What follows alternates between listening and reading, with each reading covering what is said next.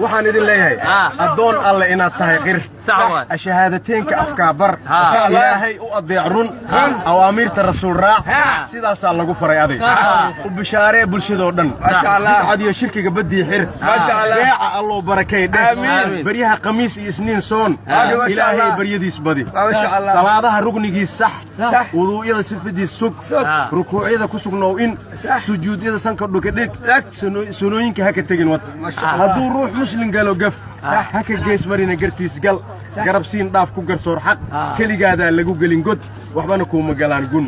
ku tarbiyey ubadka 7 jir kan tacliin diidka naftii tun tajwiidkii diinta tafsiir bar waxa tawfiiq aan lahayn tuf yaan la taagnaan tubtii xun labadaa waalid wax weyn tar walaalay qaraabo wax qeyr far kan wax ku diido wanaag tus wehelkii gooye adlee wad wasiyada rasuulka wa taariikh dadkiina maqanow umada walaalihiina duruufta hayso soo afuriya ma sha Allah